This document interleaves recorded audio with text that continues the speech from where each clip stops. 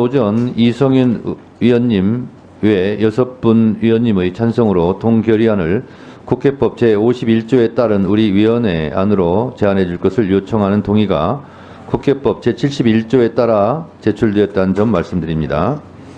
그러면 의사일정 제34항 대통령 윤석열 탄핵심판 선고기일 신속 지정 촉구 결의안을 상정합니다.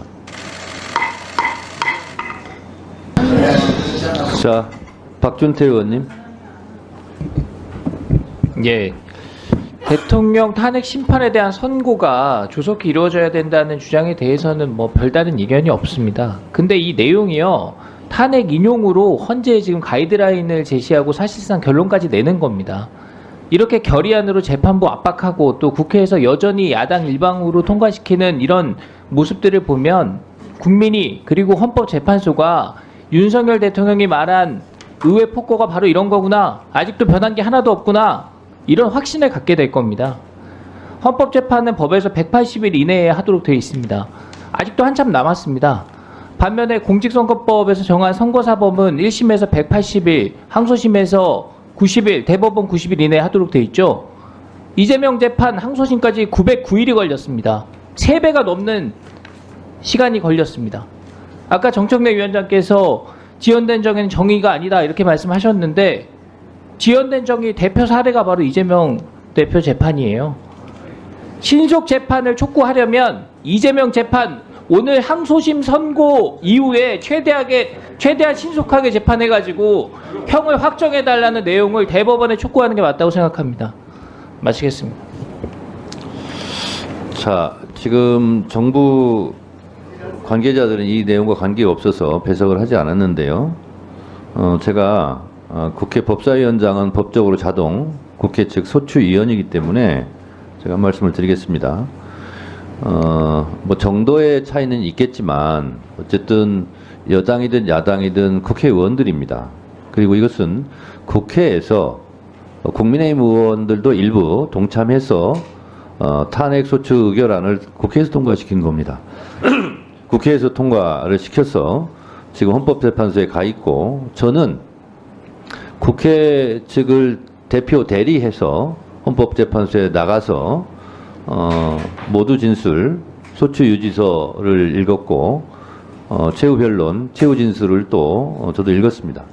국회에서 윤석열을 파면해달라고 의결한 만큼 국회를 대표하는 사람으로서 당연히 파면해 줄 것을 요청하는 것이 맞습니다. 자, 그런데 오늘은 파면 촉구 결의안이 아니라 신속지정 촉구 결의안이에요. 국회에서 반대하는 의원들도 있었겠지만 어쨌든 국회에서 탄핵소추안을 냈고 헌법재판소에 가 있는데, 그 기일을 신속하게 지정해달라라는 촉구 결의안을 조차 이거를 반대하는 것은 국회 존재 이유를 부정하는 일이다 이렇게 생각을 하고, 이 자체가 저는 반의회주의다 저는 생각을 합니다. 자, 송석준 의원님 토론하세요. 예, 이 안건을 보면 피청구인 윤석열 탄핵 심판 선고기일 신속 지정 촉구 결의안입니다. 예, 이게 제대로 된 심판이라면 신속하게 빨리 심판해야 되겠죠. 그렇지만 상황들이 계속 바뀌었지 않습니까? 예? 당초에 검찰 조서에서 나온 많은 증언들이 오염됐거나 회유 등으로 상당히 왜곡된 그런 내용인 게 알려져서, 사실 헌법재판소에서 심판 과정에서 또 이렇게 많은 문제가 있다는 것을 인지하지 않았습니까? 그러다 보니까 이게 늦어지는 것이 어떤 외부의 어떤 압박이나 내부의 어떤 이상한 움직임에 의해서 그런 것이 아니라, 가장 어쩌면은 고도의 전문 지식과 또 이런 양심을 소유하신 헌법재판관들의 이런 판단에 의해서 보다 더 신중한 이런 논의를 필요하다는 차원에서 이게 늦어지는 거 아니겠습니까? 우리 법사위에서 그동안 여러분들은 뭐 어떻게 말씀하셨습니까? 이건 내란죄다. 비상계엄을 내란죄로 단죄를 하셨고, 또 대통령을 내란 수괴라고 단정적인 말씀을 하셨습니다. 하지만 이 헌법재판소에서도 초기에는 막 분위기가 굉장히 2말 3초 그때 마치 최종 이런 선고가 있을 거로 이제 예상을 했었어요. 근데 막상 따지다 보고 관계자들을 불러서 이렇게 얘기를 들어보니 너무나 당초에 알려진 것보다 다른 사실이 많이 있다는 것이 알려진 거 아닙니까? 그러다 보니까 우리 청구인 스스로가 그 탄핵 소추 사유인 가장 핵심 내용인 내란죄라는 부분을 철회했지 않습니까? 어쩌면 가장 핵심 탄핵 소추 사유를 철회한 입장에서 당연히 각하 대상이 되어야 되는 거 아닙니까? 거기다가 그런데 헌법재판소에서는 그럼에도 불구하고 또 우리 일부 어떤 이런 주장에 이런 부담을 느끼셨는지 굉장히 빨리 이거를 심판 최종 선고를 위해서 아마 절차를 진행하다가 실제 그 피청구인의 권리가 얼마나 많이 훼손됐습니까? 예. 심지어 제대로 된 발언 시간도 제한을 받고, 또 이런 변론서가 미리 제출되면서 이렇게 방어권도 상당히 제약을 받고 여러 가지 과정에서도 문제가 많았던 거 아닙니까?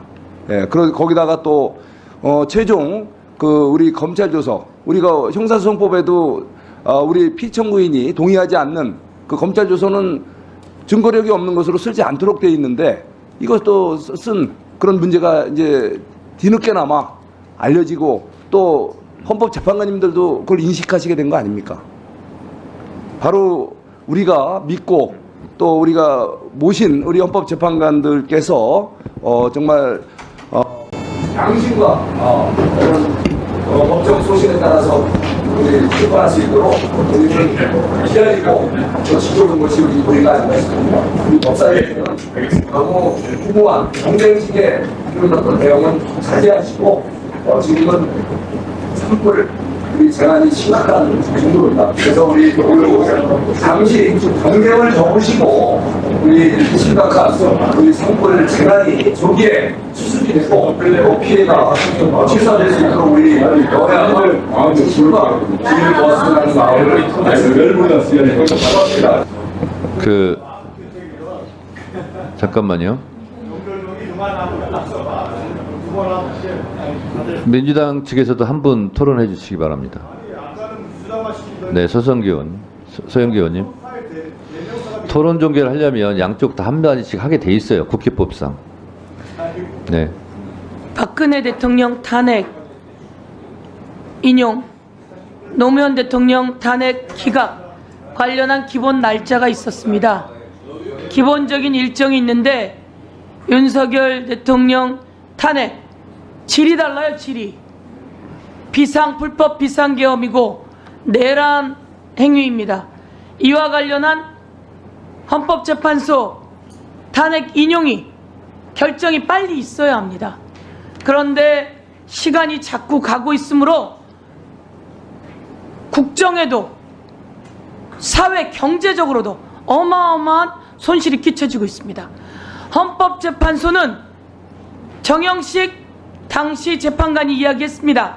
가장 중요한 윤석열 탄핵 관련한 것을 가장 먼저 하겠다라고 이야기했습니다. 그래서 국민들이 기다리고 있습니다. 세계적인 신뢰도가 뚝뚝 떨어졌습니다. 그리고 장사를 하는 사람들은 매출이 50% 급감했다고 하고요. 그리고 무역을 하는 사람은 70% 매출이 급감했다고 합니다. 수십 조에서 수백 조에 이르는 대한민국 국민의 자산이 사라지고 있는 상황입니다. 이 상황을 빨리 정리해야 될 임무, 책임 누구에게 있는 겁니까? 바로 헌법재판소 재판관들에게 있는 겁니다. 그래서 헌법재판소 재판관들께 강력히 국회 법사위에서 결의하고자 합니다. 그리고 이것을 본회의에서 결의안을 통과시키고자 합니다. 더 이상 시간을 지체해서는 안 된다라고 하는 말씀을 드리고, 그리고 헌법재판관들에 대해서 살해를 위협하는 작자들이 있습니다. 그리고 헌법재판관 집 앞에 가서 온갖 욕설을 퍼붓는 작자들이 있습니다. 어떻게 이렇게 나쁜 짓을 할 수 있습니까? 이런 작자들이 헌법재판관을 위협하고 주변에 공포 분위기를 만들고, 경찰은 당장 이들을 현행범으로 체포해야 합니다. 검찰은 이들을 영장을 청구해야 합니다. 그래서 현행법으로 체포해서 더 이상 서부지법에서 난동을 부렸던 그런 행위들이 일어나지 않게 합니다. 그런데 헌법재판관들도 그리고 국민들도 걱정이 태산입니다. 이 걱정을 빨리 끝내줄 헌법재판소의 탄핵 결정을 빨리 촉구하면서 불법 비상계엄, 불법 포고령, 국회를 불법으로 침탈한 행위, 선관위를 불법으로 침탈한 행위, 국회의원을, 법관을 체포하라고 한 모든 행위에 대해서 탄핵 관련한 인용이 결정되어야 된다고 요구하겠습니다.